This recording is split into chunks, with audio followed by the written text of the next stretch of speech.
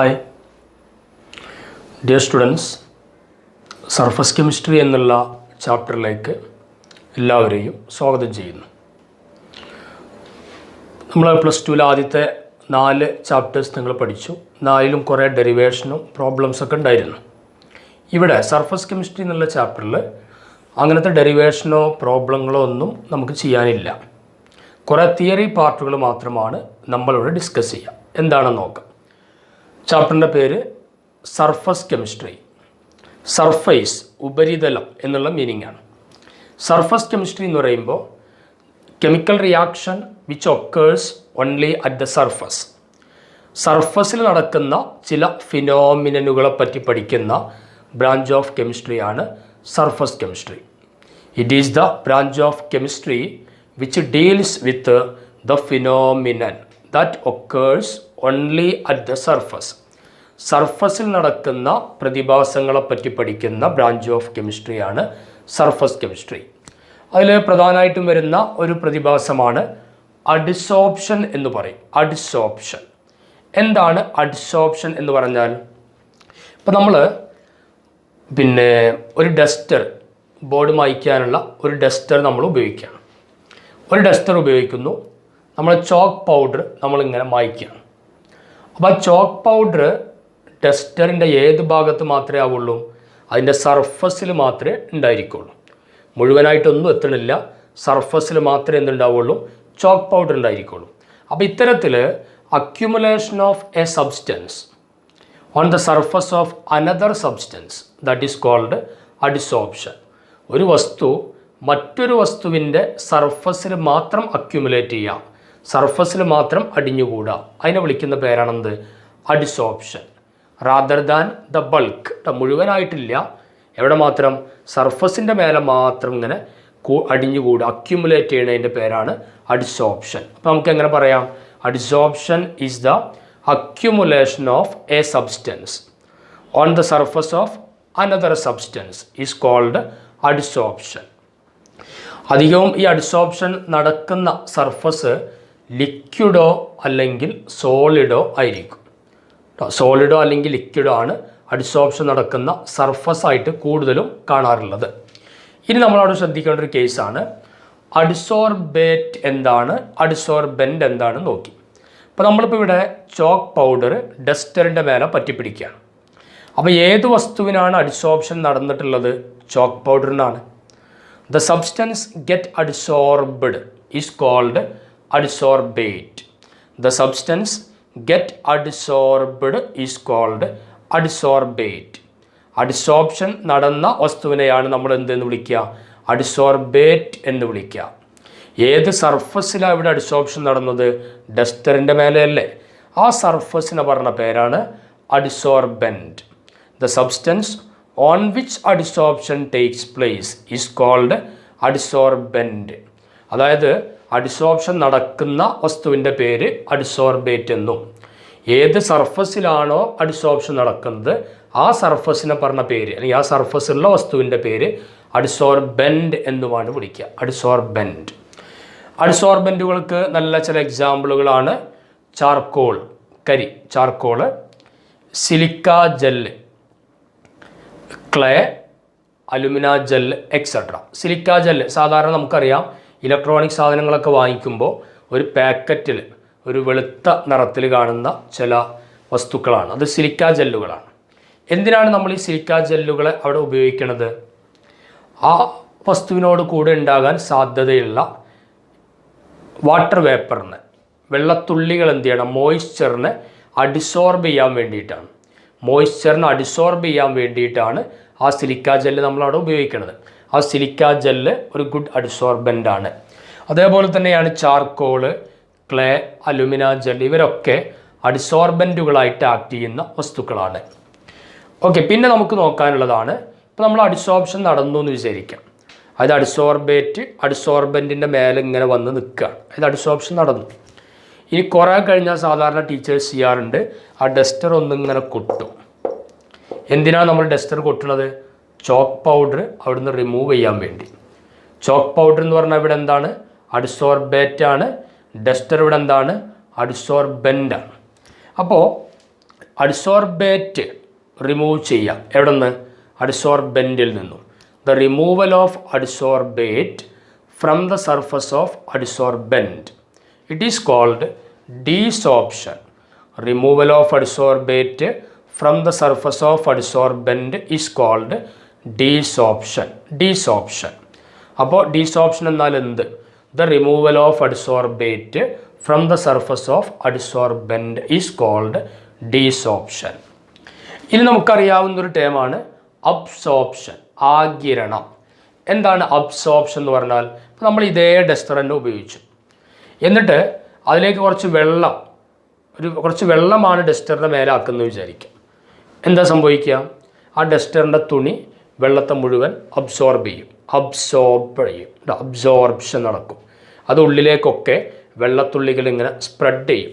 സർഫസിൽ മാത്രം ഒതുങ്ങി നിൽക്കുന്നില്ല, ഉള്ളിലേക്ക് മുഴുവനായിട്ട് സംഭവിക്കും.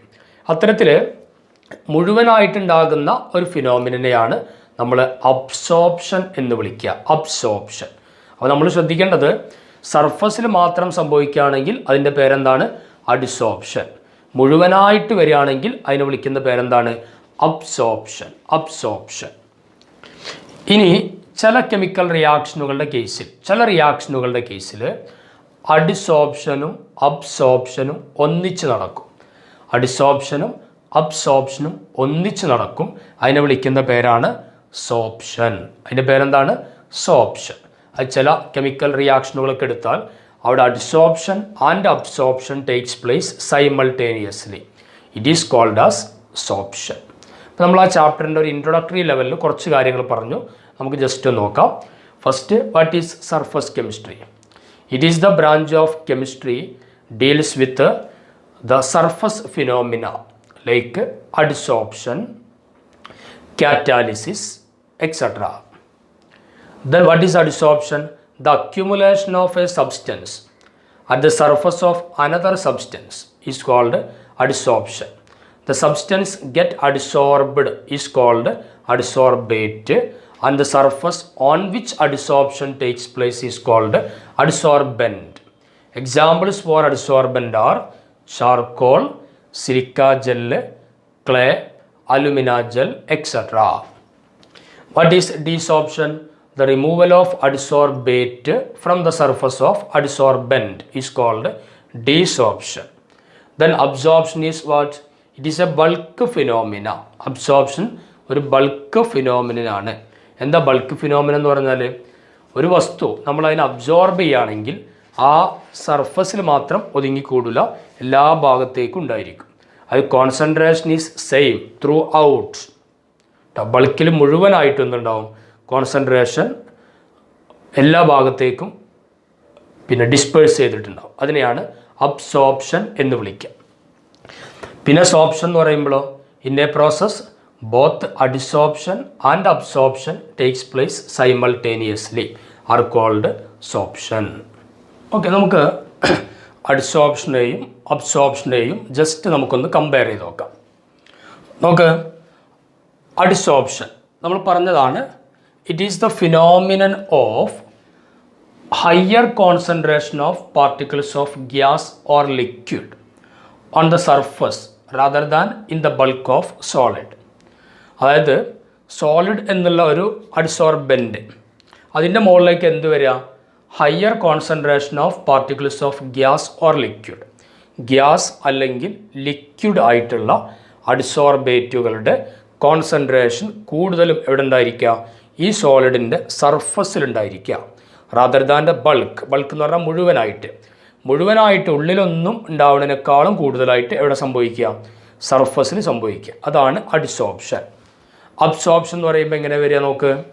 It is the phenomenon in which the particles of gas or liquid get uniformly distributed throughout the body of solid. ഇവിടെ സംഭവിക്കുന്നത് ഗ്യാസിൻ്റെ അല്ലെങ്കിൽ ലിക്വിഡിൻ്റെ പാർട്ടിക്കിൾ എന്ത് ചെയ്യുന്നു? നമ്മളെ സോളിഡിൻ്റെ എല്ലാ ഭാഗത്തും ഒരുപോലെ ഡിസ്ട്രിബ്യൂട്ട് ചെയ്യപ്പെടുന്നു. കോൺസെൻട്രേഷൻ എല്ലാ ഭാഗത്തും ഒരുപോലെ എന്ത് ചെയ്യാണ്? ഡിസ്ട്രിബ്യൂട്ട് ചെയ്യാണ്.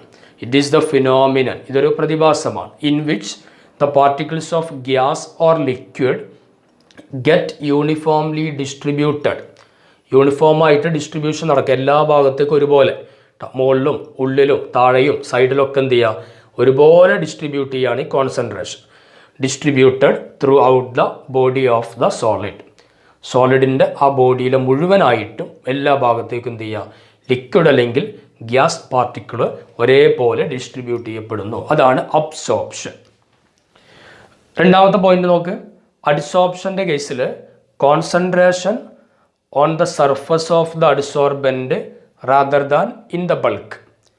അഡ്സോർബൻറ്റിൻ്റെ സർഫസിലുള്ള കോൺസെൻട്രേഷൻ ബൾക്ക് നിറ മുഴുവനായിട്ടുള്ള അതിനേക്കാളും ഒരുപാട് കൂടുതലാണ്. അബ്സോർപ്ഷൻ്റെ കേസിലോ concentration is same throughout the material. ആ മെറ്റീരിയലിൻ്റെ എല്ലാ ഭാഗത്തേക്കും കോൺസെൻട്രേഷൻ ഒരുപോലെയാണ്. Then here adsorption it is rapid in the beginning.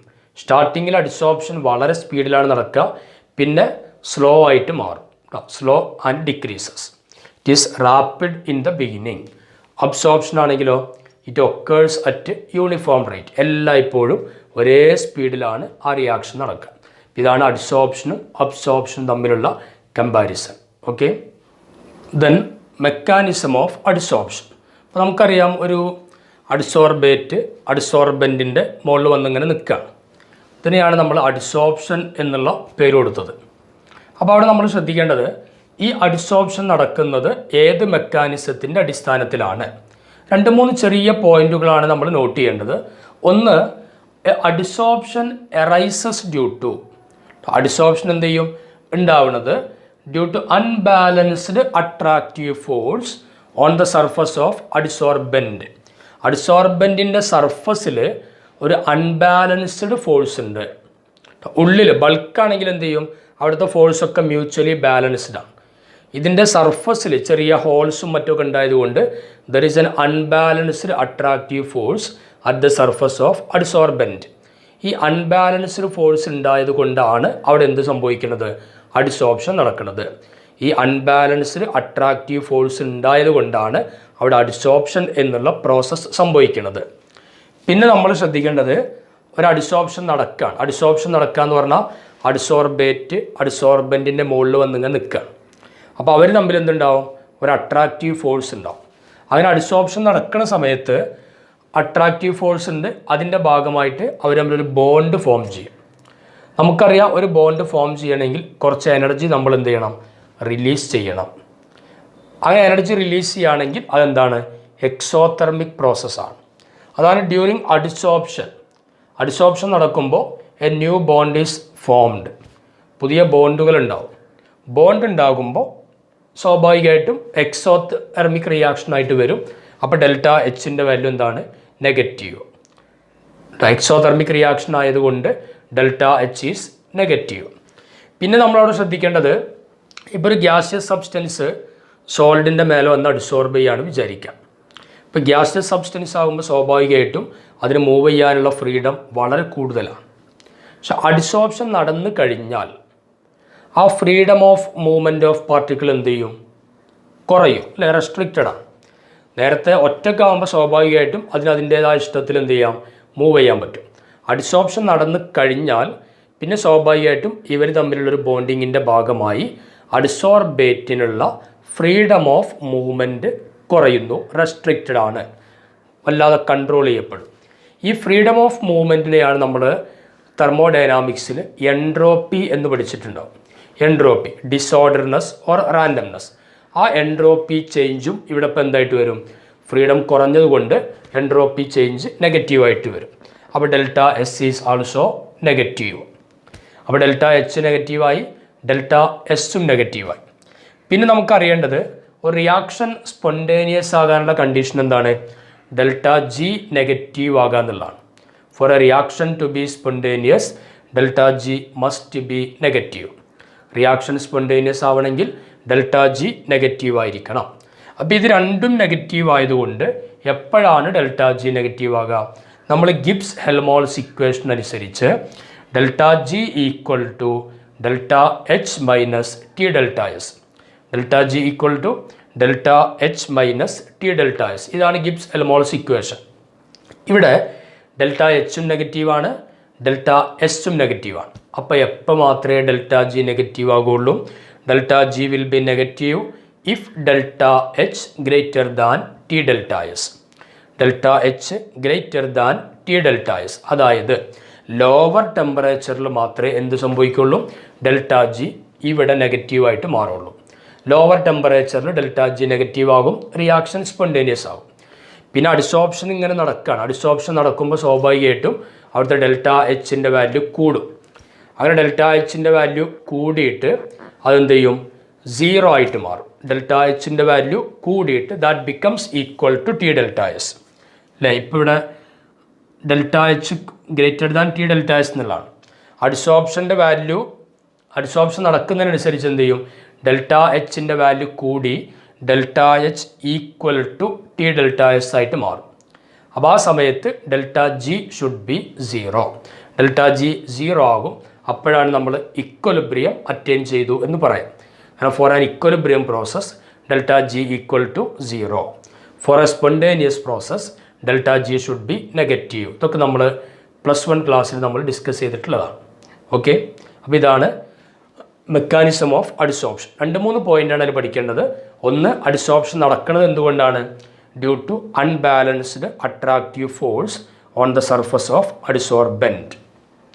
രണ്ടാമത്തത്, during adsorption a new bond is formed, so the reaction become exothermic, so delta H is negative. And when a gas particle get adsorbed, its freedom of movement is restricted, so entropy change delta S will be negative. Then for a reaction to be spontaneous, delta G should be negative. According to Gibbs-Helmholtz equation, delta G equal to delta H minus T delta S. Delta G should be negative only if delta H is greater than T delta S. In this condition, അതായത് delta G negative ആകുക lower ടെമ്പറേച്ചറിലാണ്. Okay, our next topic is types of adsorption. അഡിസോർപ്ഷൻ്റെ ടൈപ്പുകളാണ്. അപ്പോൾ നമ്മൾ മനസ്സിലാക്കേണ്ടത്, അഡിസോർബേറ്റ് അഡിസോർബെൻറ്റിൻ്റെ മേലെ വന്ന് അക്യുമുലേറ്റ് ചെയ്യും. അപ്പോൾ അങ്ങനെ അവർ ഒരു അഡിസോർബെൻറ്റിൻ്റെ അടുത്തേക്ക് വരണമെങ്കിൽ there should be an attractive force. അഡിസോർബേറ്റും അഡിസോർബെൻറ്റും തമ്മിൽ എന്ത് വേണം? ഒരു അട്രാക്റ്റീവ് ഫോഴ്സ് വേണം. അത് വീക്ക് വാണ്ടർവാൾസ് ഫോഴ്സ് പോലെയുള്ള ഫിസിക്കൽ ഫോഴ്സ് ആണെങ്കിൽ, ആ attractive force weak van der Waals force പോലെയുള്ള ഫിസിക്കൽ ഫോഴ്സ് ആണെങ്കിൽ നമ്മൾ അഡിസോർപ്ഷനെ വിളിക്കുന്ന പേര് ഫിസിക്കൽ അഡിസോർപ്ഷൻ എന്നാണ് വിളിക്കുക. ഫിസിക്കൽ അഡിസോർപ്ഷൻ, അതിനെ ഫിസിസോർപ്ഷൻ എന്നും പറയാം.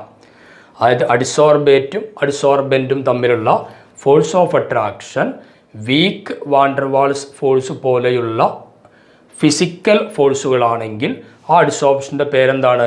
ഫിസിക്കൽ അഡിസോർപ്ഷൻ, അതായത് ഫിസിസോർപ്ഷൻ.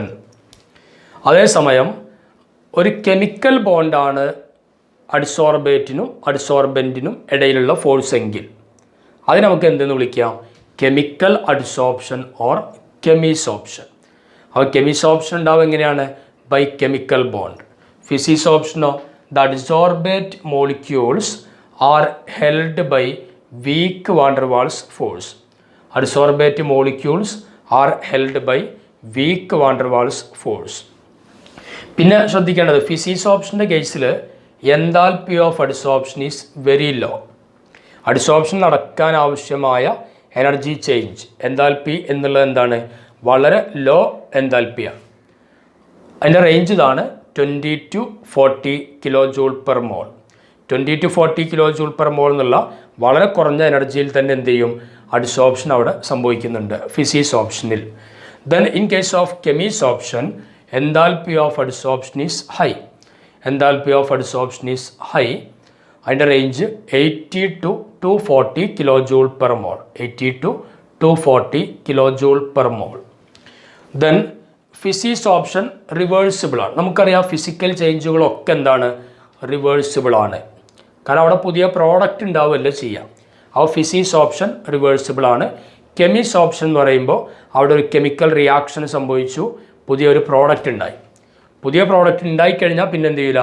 പഴയൊരവസ്ഥയിലേക്ക് വരില്ല. So it is irreversible. Chemisorption is irreversible. Then physisorption is not specific. കാരണം physical force, weak van der Waals force എല്ലാവർക്കും ഒരുപോലെയാണ്, ആർക്കും കൂടുതൽ കുറവ് എന്നൊന്നുമില്ല. അപ്പോൾ അതുകൊണ്ട് ഫിസിക്സ് ഓപ്ഷൻ എന്തല്ല, സ്പെസിഫിക് അല്ല. ബട്ട് കെമിക്സ് ഓപ്ഷൻ എന്ന് പറയുമ്പോൾ നമുക്ക് പല ടൈപ്പ് കെമിക്കൽ ബോണ്ടുകൾ ഉണ്ടാവും. Covalent bond, coordinate bond, ionic bond, പല രൂപത്തിലുള്ള ബോണ്ടുകളുണ്ട്. അപ്പോൾ അതുകൊണ്ട് ഓരോന്നിനും ഓരോ ടൈപ്പ് ബോണ്ടാണ് ഉണ്ടായിരിക്കുക.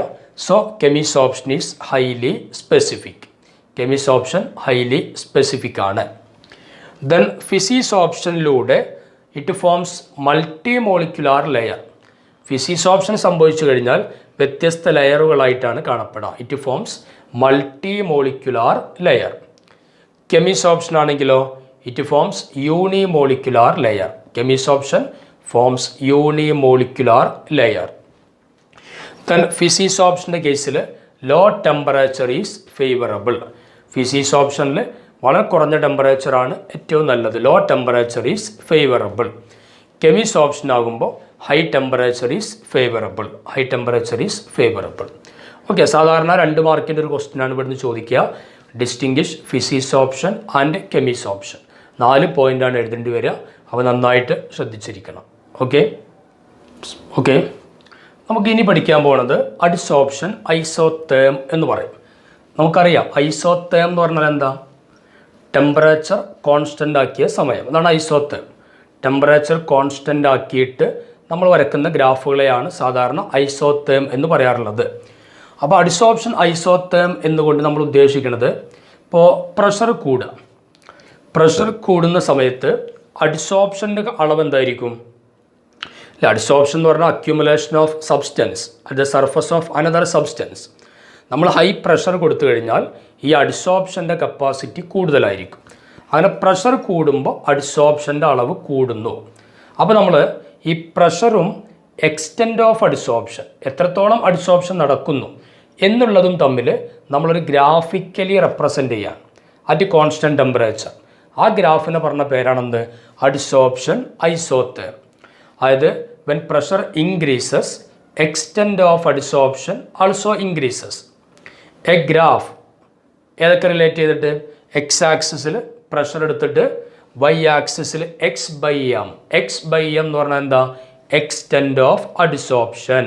അതായത് എക്സ് എന്ന് പറഞ്ഞാൽ അഡിസോർബേറ്റിൻ്റെ അളവ്, എക്സ് എന്ന് പറഞ്ഞാൽ എമൗണ്ട് ഓഫ് അഡിസോർബേറ്റ്, എം എന്ന് പറഞ്ഞാൽ മാസ് ഓഫ് അഡിസോർബൻറ്റ്. അപ്പോൾ X by M versus P, X by എമ്മും പിയും തമ്മിലുള്ള നമ്മളൊരു ഗ്രാഫ് എടുക്കുകയാണ്. അപ്പോൾ പ്രഷർ കൂടുമ്പോൾ അഡിസോർപ്ഷനും കൂടുന്നു. അങ്ങനെ ആ ഗ്രാഫ് എടുത്തു, പ്രഷർ ഇങ്ങനെ കൂടി അഡിസോർപ്ഷൻ ഇങ്ങനെ കൂടി, അങ്ങനെ നമുക്കൊരു കർവാണ് കിട്ടുക. ഈ കർവിനെ പറഞ്ഞ പേരാണ്, ഈ ഗ്രാഫിൻ്റെ പേരാണെന്ത്, അഡിസോർപ്ഷൻ ഐസോതേം. എന്നിട്ട് ശ്രദ്ധിക്കേണ്ടത്, ഒരു പ്രത്യേക പോയിന്റിൽ എത്തിക്കഴിഞ്ഞാൽ അഡിസോർപ്ഷൻ വെരി ഹൈ ആയിരിക്കും. ഇപ്പോൾ സപ്പോസ് ഈ ഒരു പോയിന്റിൽ അഡിസോർപ്ഷൻ കൂടുതലാണ്, ഏറ്റവും കൂടുതൽ അഡിസോർപ്ഷൻ നടക്കുന്നത് ഈ പോയിന്റിലാണ്.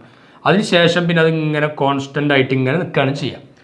ഏറ്റവും കൂടുതൽ അഡിസോർപ്ഷൻ കാണിക്കുന്ന ഈ പോയിന്റിൻ്റെ പേരാണ് സാച്ചുറേഷൻ പ്രഷർ, PS എന്നാണ് കാണിക്കുക, saturation pressure or equilibrium pressure. ഈ സാച്ചുറേഷൻ പ്രഷറിൻ്റെ മേലെ ഇനിയും നമ്മൾ പ്രഷർ കൂട്ടിയാലും പ്രത്യേകിച്ച് എഫക്റ്റ് ഒന്നും ഉണ്ടാവില്ല, അതായത് മോർ അഡിസോർപ്ഷൻ നടക്കണില്ല. ഇവിടെയാണ് അഡിസോർപ്ഷൻ ഏറ്റവും കൂടുതൽ കാണിക്കുക, ഈ സാച്ചുറേഷൻ പ്രഷറിലാണ്. അതിൻ്റെയും മേലേക്ക് എന്ത് ചെയ്യണില്ല, കൂടുതൽ അഡിസോർപ്ഷൻ സംഭവിക്കണില്ല.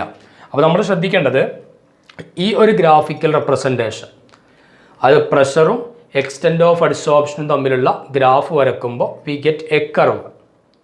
This representation is called adsorption isotherm. Adsorption isotherm. Okay, പിന്നെ നമ്മൾ ശ്രദ്ധിക്കേണ്ട ഇതാണ് Freundlich അഡിസോർപ്ഷൻ ഐസോതേം.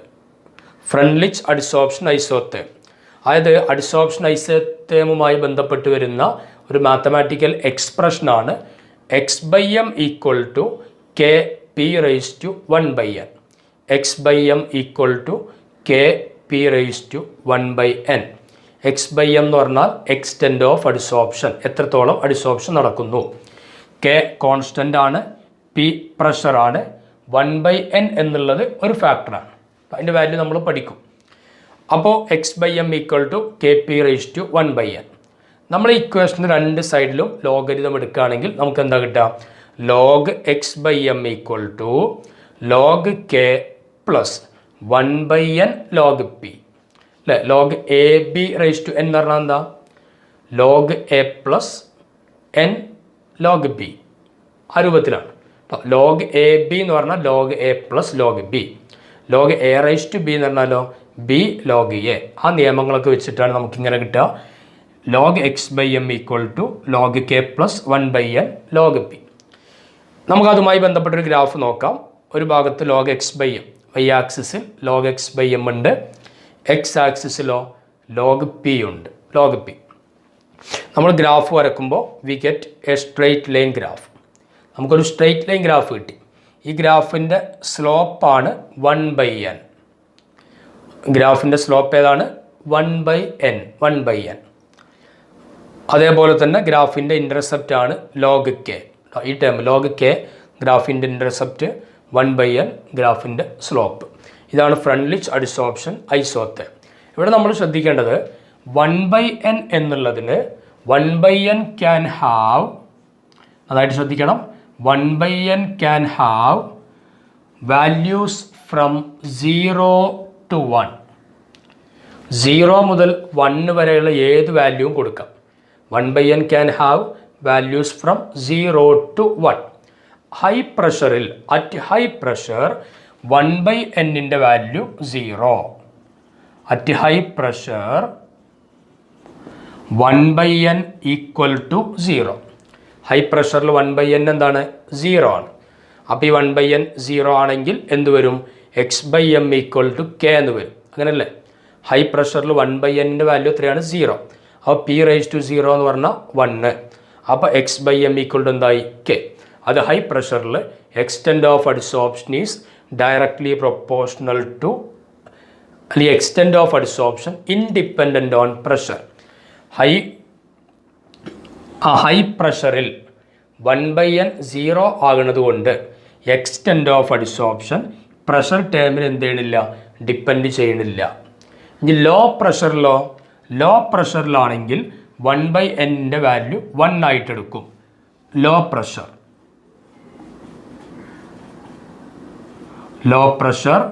1/n equal to 1. 1/n equal to 1 ആണ്. അപ്പോൾ ഇതിൻ്റെ വാല്യൂ 1 ആണെങ്കിൽ അതിൻ്റെ മീനിങ് എന്താ? X by M is equal to K P എന്നല്ലേ. അപ്പോൾ ലോ പ്രഷറിൽ extent of adsorption is directly proportional to pressure. Extent of adsorption is directly proportional to pressure. അപ്പോൾ നമ്മളവിടെ ശ്രദ്ധിക്കേണ്ടത് ഹൈ പ്രഷറിൽ ഈ പിന്നെ ഫ്രണ്ട്ലിച്ച് അഡിസോർപ്ഷൻ ഐസോത്തേം യഥാർത്ഥ റിസൾട്ടിലേക്ക് എത്തുന്നില്ല എന്നതാണ് ഇതിൻ്റെ ഏറ്റവും വലിയ ഡീമെറിറ്റ് ആയിട്ട് പറയണത്. കാരണം ഹൈ പ്രഷറിൽ പ്രഷർ എന്ത് ചെയ്യണില്ല? ഇൻഫ്ലുവൻസ് ചെയ്യണില്ല. ഹൈ പ്രഷറിൽ 1/n 0 ആകും. അപ്പോൾ ഈ ടേം മുഴുവൻ 1 ആയിട്ട് മാറും. അപ്പോൾ X by M equal to K മാത്രമേ ഉള്ളൂ. അപ്പോൾ ഹൈ പ്രഷറിൽ extent of adsorption is independent on pressure.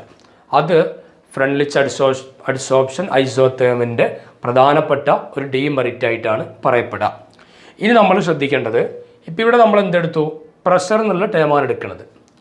അപ്പം ഇനി ഇത് സൊല്യൂഷനാണ് അഡിസോർപ്ഷൻ നടക്കുന്നതെങ്കിൽ, സൊല്യൂഷനാണ് അഡിസോർപ്ഷൻ നടക്കുക. അപ്പോൾ പ്രഷറാണെങ്കിൽ ഗ്യാസിന് മാത്രമേ പ്രഷറിന് ഇൻഫ്ലുവൻസ് ഉള്ളൂ. സൊല്യൂഷനാണെങ്കിൽ പ്രഷർ എന്നുള്ളതിന് പകരം നമ്മൾ കോൺസെൻട്രേഷൻ ടേം ഉപയോഗിക്കേണ്ടി വരും. പ്രഷർ എന്നുള്ളതിന് പകരം ഏത് ഉപയോഗിക്കണം? കോൺസെൻട്രേഷൻ ടേം സി എന്ന് ഉപയോഗിക്കേണ്ടി വരും. അപ്പോൾ നമുക്ക് അഡിസോർപ്ഷൻ ഫ്രം സൊല്യൂഷൻ എന്നുള്ള ഭാഗത്ത് നമുക്കിങ്ങനെ കൊടുക്കാം. നമുക്ക് അഡിസോർപ്ഷൻ ഫ്രം സൊല്യൂഷനിലെ അഡിസോർപ്ഷൻ, അതുമായി ബന്ധപ്പെട്ട് നമുക്ക് കൊടുക്കാൻ പറ്റുക x by M equal to K C raise to 1/n. X by M equal to K C raise to 1/n. ഈ ഇക്വേഷൻ എപ്പോഴാണ് ഉപയോഗിക്കുക? സൊല്യൂഷനാണ് അഡിസോർപ്ഷൻ നടക്കുന്നതെങ്കിൽ, അതായത് ലിക്വിഡ് ആണെങ്കിൽ നമുക്ക് എന്ത് ഉപയോഗിക്കാം? X by M equal to K C raise to 1/n. ഇവിടുത്തെ pressure മാറ്റി കോൺസെൻട്രേഷൻ കൊടുന്നു. ആ സ്വാഭാവികമായിട്ടും ലോഗരിതം എടുക്കുകയാണെങ്കിലോ log X by M equal to log K plus 1/n log C എന്ന് വരും. Log X by M equal to log K plus 1/n log C. അപ്പോൾ അവിടെ നമുക്ക് എന്ത് ചെയ്യും? ഇവിടെ ലോഗ് സി എന്ന് കൊടുക്കുക, ഇവിടെ ലോഗ് എക്സ് ബൈ എം എന്ന് കൊടുക്കുക. So we get a straight line. അപ്പോൾ ഒരു സ്ട്രെയിറ്റ് ലൈൻ ഗ്രാഫ് നമുക്കിവിടെ ലഭ്യമാണ്. ലോഗ് ഇവിടെ സി എന്ന് കൊടുക്കും, ഇവിടെ log x/m അതുപോലെ കൊടുക്കും. അപ്പോൾ നമുക്ക് എന്ത് ചെയ്യും, ഒരു സ്ട്രെയിറ്റ് ലൈൻ ഗ്രാഫ് കിട്ടും. ഏതിൻ്റെ കേസിൽ? Adsorption from solution. അഡ്സോർപ്ഷൻ നടക്കുന്നത് സൊല്യൂഷൻ്റെ കേസിലാണെങ്കിൽ. ഓക്കെ, അപ്പോൾ നമ്മളിവിടെ പറഞ്ഞത് ഇത്രയേ ഉള്ളൂ. അഡ്സോർപ്ഷൻ ഐസോത്തേം എന്ന് പറയുമ്പോൾ A graph which relates extent of adsorption x/m and pressure. ആ കിട്ടുന്ന കർവിനെയാണ് നമ്മൾ അഡ്സോർപ്ഷൻ ഐസോത്തേം എന്ന് വിളിക്കുക. പിന്നെ അവിടെ നമ്മൾ സാച്ചുറേഷൻ പ്രഷർ പറഞ്ഞു. അത് അഡ്സോർപ്ഷൻ ഏറ്റവും കൂടുതലാകുന്ന ആ ഒരു പ്രഷറിനെയാണ് saturation pressure or equilibrium pressure എന്ന് വിളിക്കുക. അതിൻ്റെ മേലേക്ക് പിന്നെ എന്ത് സംഭവിക്കില്ല? അഡ്സോർപ്ഷൻ നടക്കണില്ല. പിന്നെ നമ്മൾ നേരെ ഫ്രണ്ട്ലിച്ച് അഡ്സോർപ്ഷൻ ഐസോത്തേമിലേക്ക് പോയി. അവിടെ ഒരു മാത്തമാറ്റിക്കൽ എക്സ്പ്രഷൻ നമ്മൾ പഠിച്ചു. x/m = kp⁻1/n. ലോഗരിതം എടുക്കുമ്പോൾ log x/m = log k + 1/n log p. നമ്മൾ എന്ത് ചെയ്യാണ്? അതുമായി ബന്ധപ്പെടുത്തി നമുക്ക് ഒരു സ്ട്രെയിറ്റ് ലൈൻ ഗ്രാഫ് കിട്ടി. സ്ലോപ്പ് ഇൻ്റർസെപ്റ്റ് ഒക്കെ നോക്കി 1/n 0 മുതൽ 1 വരെയുള്ള വാല്യൂ കൊടുക്കാം. ഹൈ പ്രഷറിൽ 1/n വാല്യൂ 0 ആയിട്ട് കൊടുത്തു. 0 ആയിട്ട് കൊടുക്കുകയാണെങ്കിൽ p⁻0, അപ്പോൾ അതിൻ്റെ വാല്യൂ 1 ആണ്. So x/m = k. Here extent of adsorption independent on pressure. Then low പ്രഷറിലാണെങ്കിലോ 1/n വാല്യൂ 1. അപ്പോൾ ഇവിടെ നമ്മൾ 1 കൊടുത്താൽ x/m = kp. Here extent of adsorption is directly proportional to pressure. അതായത് ഹൈ പ്രഷറിൽ ഈ പ്രഷറിനെ ഡിപ്പെൻഡ് ചെയ്യണില്ല എക്സ്റ്റെൻറ്റ് ഓഫ് അഡ്സോർപ്ഷൻ എന്നുള്ളതാണ് ഈ ഫ്രണ്ട്ലിച്ച് അഡ്സോർപ്ഷൻ ഐസോത്തേമിൻ്റെ പ്രധാനപ്പെട്ട ഒരു ഡ്രോബാക്ക് ആയിട്ട് നമ്മൾ മനസ്സിലാക്കുന്നത്. പിന്നെ നമ്മൾ നേരെ എന്ത് ചെയ്തു? പ്രഷർ ടേമിന് പകരം കോൺസെൻട്രേഷൻ ടേം കൊടുക്കാൻ തുടങ്ങി. എപ്പോഴാണ് നമ്മൾ കോൺസെൻട്രേഷൻ ടേം കൊടുക്കുന്നത്? ഗ്യാസിയസ് സബ്സ്റ്റൻസിന് പകരം ലിക്വിഡാണ് അഡ്സോർബ് ചെയ്യപ്പെടുന്നതെങ്കിൽ നമ്മൾ എന്ത് ചെയ്യും? കോൺസെൻട്രേഷൻ ടേം കൊടുക്കും. അപ്പോൾ നമുക്ക് കിട്ടി x/m = kc⁻1/n. log x/m = log k + 1/n log c. Okay, അത് പ്രഷറിൻ്റെ പീക്ക് പകരം കോൺസെൻട്രേഷൻ്റെ സി കൊടുത്തു. അത്ര മാത്രമേ വ്യത്യാസമുള്ളൂ. ഓക്കെ, ക്ലിയർ ആണല്ലോ? So our next topic is applications of adsorption. അഡ്സോർപ്ഷൻ്റെ ചില അപ്ലിക്കേഷനുകളെ പറ്റിയാണ് നമ്മൾ ഡിസ്കസ് ചെയ്യുന്നത്. ഒരു ആപ്ലിക്കേഷൻ നമുക്ക് നോക്കാം. Coconut charcoal used in gas mask. അതായത് ഫൈൻലി പൗഡേർഡ് ഫോമിലാക്കിയിട്ടുള്ള നല്ല പൊടിച്ചിട്ടുള്ള കോക്കനട്ട് ചാർക്കോളുകൾ ഗ്യാസ് മാസ്ക് ഉണ്ടാക്കാൻ വേണ്ടി ഉപയോഗിക്കും. എന്തിനു വേണ്ടിയിട്ടാണ്? പോയിസണസ് ഗ്യാസുകളൊക്കെ അവർ അഡ്സോർബ് ചെയ്യും അല്ലേ? നമ്മൾ മാസ്ക് ഉപയോഗിക്കുന്നതിൻ്റെ ഒരു ഇതാണല്ലോ. മാസ്ക് എന്ന് പറഞ്ഞാൽ നല്ലൊരു അഡ്സോർബൻ്റാണ്. നല്ലൊരു അഡ്സോർബൻ്റ് ഉപയോഗിച്ചിട്ടാണ് എന്തുണ്ടാക്കുക? മാസ്ക് ഉണ്ടാക്കുക. അപ്പോൾ പോയിസണസ് ഗ്യാസുകൾ മുഴുവൻ അത് അഡ്സോർബ് ചെയ്യും. അതിലൂടെ നമുക്ക് എന്ത് ചെയ്യാം? പുറത്തുനിന്നുള്ള പോയിസണസ് ഗ്യാസ് ബ്രീത്ത് ചെയ്യുന്നതിൽ രക്ഷപ്പെടാൻ പറ്റും. അതിനാണ് നമ്മൾ മാസ്ക് ഉപയോഗിക്കുന്നത്. അപ്പോൾ coconut charcoal used in gas mask. അതേപോലെ ആക്ടിവേറ്റഡ് ചാർക്കോൾ എന്ന് പറഞ്ഞാൽ ചാർക്കോൾ കരി. ഇതിന് ഏകദേശം ഒരു 650 കെൽവിൻ അത്രയും ടെമ്പറേച്ചറിലൊക്കെ ചൂടാക്കുമ്പോൾ അതിന് ആക്ടിവേഷൻ സംഭവിക്കുന്നു എന്നാണ് പറയുക. ആക്ടിവേഷൻ സംഭവിച്ചു കഴിഞ്ഞാൽ അതിൽ നിന്നുള്ള കുറേ ഹൈഡ്രോ കാർബണുകൾ പുറത്തേക്ക് പോകുന്നത് കൊണ്ട് അവിടെ സർഫസ് ഏരിയ കൂടുതലായിരിക്കും. സർഫസ് ഏരിയ കൂടുമ്പോൾ അഡ്സോർപ്ഷൻ നടക്കാനുള്ള കപ്പാസിറ്റി കൂടുതലായിട്ട് കിട്ടും. അപ്പോൾ അത്തരത്തിലുള്ള activated charcoal used to create high vacuum in the vessels in ലാബുകളിൽ നമ്മൾ ഉപയോഗിക്കുന്ന, അതായത് വാട്ടർ കടക്കാത്ത, മോയ്സ്ചറൊന്നും വരാത്ത ഹൈ വാക്വം ക്രിയേറ്റ് ചെയ്യാനുള്ള കുറേ പാത്രങ്ങളുണ്ട്. അത്തരത്തിലുള്ള ഹൈ വാക്വം വെസൽസിൽ ഹൈ വാക്വം ക്രിയേറ്റ് ചെയ്യാൻ വേണ്ടി നമുക്ക് എന്ത് ചെയ്യാം? ആക്ടിവേറ്റഡ് ചാർക്കോൾ ഉപയോഗിക്കാം. കാരണം അവിടെയുള്ള വെള്ളത്തുള്ളികളെയും മറ്റുമൊക്കെ ഇവർ അഡ്സോർബ് ചെയ്തെടുക്കും. അതേപോലെ colloidal silica used to adsorb impurities from petroleum oils. Petroleum ഓയിലുകളിലെ ഇമ്പ്യൂരിറ്റിയെ അഡ്സോർബ് ചെയ്യാൻ വേണ്ടി കൊളോയിഡൽ സിലിക്ക നമുക്ക് ഉപയോഗിക്കാം. Colloidal silica used to adsorb impurities from petroleum oil. Petroleum ഓയിലിൽ നിന്നും ഇമ്പ്യൂരിറ്റീസ് അഡ്സോർബ് ചെയ്യാൻ വേണ്ടി കൊളോയിഡൽ സിലിക്ക നമുക്ക് ഉപയോഗിക്കാം. അതുപോലെ തന്നെയാണ് silica gel and alumina gel are drying agents. Silica ജെല്ലും അലുമിന ജെല്ലും ഒക്കെ എന്താണ്? ഡ്രൈയിങ് ഏജൻ്റാണ്. ഡ്രൈയിങ് ഏജൻറ്റ് എന്ന് പറഞ്ഞാൽ അവർ ഹ്യൂമിഡിറ്റിയെ, മോയ്സ്ചറിനൊക്കെ എന്ത് ചെയ്യും? വലിച്ചെടുക്കും. അതിന് വേണ്ടിയിട്ടാണ് സിലിക്ക ജെല്ലും അലുമിന ജെല്ലൊക്കെ നമ്മൾ ഉപയോഗിക്കുക. പിന്നെ ഹെട്രോജീനിയസ് കറ്റാലിസിസ്. ഹെട്രോജീനിയസ് കറ്റാലിസിസ് എന്ന് പറയുമ്പോൾ കാറ്റലിസ്റ്റിൻ്റെ സർഫസിലേക്ക് റിയാക്റ്റൻ്റ് വരികയാണ് ചെയ്യുക. എന്നിട്ട് അപ്പോഴാണ് എന്ത് ചെയ്യുക, കാറ്റലിസ്റ്റ് അതായത് ഉൾപ്രേരകങ്ങൾ നമുക്കറിയാം റേറ്റ് ഓഫ് റിയാക്ഷൻ കൂട്ടാൻ ഉപയോഗിക്കുന്ന വസ്തുക്കളാണ്. അപ്പോൾ ഈ ഹെട്രോജീനിയസ് കറ്റാലിസിസ് എന്നുള്ളത് ഒരു തരത്തിൽ അഡിസോർപ്ഷൻ തന്നെയാണ്. കാരണം അഡിസോർബൻറ്റിൻ്റെ മുകളിലേക്ക് അഡിസോർബേറ്റ് വരിക. അതേ രൂപത്തിലാണ് കാറ്റലിസ്റ്റിൻ്റെ സർഫസിലേക്ക് എന്ത് ചെയ്യുക, റിയാക്ടൻ്റ് മോളിക്യൂളുകൾ വന്ന് അടിഞ്ഞുകൂടാണ് ചെയ്യുക. ഹെട്രോജീനിയസ് കറ്റാലിസിസ് അഡിസോർപ്ഷൻ്റെ ആപ്ലിക്കേഷനായിട്ട് പറയാം. അതേപോലെ തന്നെ ഇനേർട്ട് ഗ്യാസുകളെ സെപ്പറേറ്റ് ചെയ്യാം. ഇനേർട്ട് ഗ്യാസ്, നോബിൾ ഗ്യാസ് അല്ലെങ്കിൽ ഇനേർട്ട് ഗ്യാസ്, ഇത് ഒരു കൂട്ടത്തിൽ ഇങ്ങനെ നിൽക്കുകയാണെങ്കിൽ നമുക്കെന്ത് ചെയ്യാം, അതിലേക്ക് ഒരു അഡിസോർബൻ്റ് ആഡ് ചെയ്ത് കഴിഞ്ഞാൽ ഓരോരുത്തർക്കും ഈ അഡിസോർബൻറ്റുമായിട്ടുള്ള അഡിസോർപ്ഷൻ കപ്പാസിറ്റി വ്യത്യാസമായിരിക്കും. അപ്പോൾ അതിനനുസരിച്ച് എന്ത് ചെയ്യാം, അവരുടെ അഡിസോർപ്ഷൻ കപ്പാസിറ്റിയിലുള്ള വ്യത്യാസത്തെ മനസ്സിലാക്കിയിട്ട് ഇനേർട്ട് ഗ്യാസുകളെ നമുക്ക് സെപ്പറേറ്റ് ചെയ്യാൻ പറ്റും. അതുപോലെ തന്നെ വേറൊരു ആപ്ലിക്കേഷനാണ് ക്രൊമാറ്റോഗ്രാഫി എന്ന് പറയും. ഓർഗാനിക് കെമിസ്ട്രിയിലെ പ്യൂരിഫിക്കേഷൻ ടെക്നിക്കിൽ നമ്മൾ പഠിക്കുന്ന ഒന്നാണ് ക്രൊമാറ്റോഗ്രാഫി. കാരണം ക്രൊമാറ്റോഗ്രാഫിക് പ്രിൻസിപ്പിൾസ് എന്നുള്ളത് തന്നെ പ്രിഫറൻഷ്യൽ അഡിസോർപ്ഷൻ എന്നുള്ളതാണ്. അവിടെയും അഡിസോർപ്ഷനാണ് നടക്കുക. ക്രൊമാറ്റോഗ്രാഫിയിലും അഡിസോർപ്ഷൻ എന്നുള്ള ആപ്ലിക്കേഷനാണ് ഉപയോഗിക്കുക.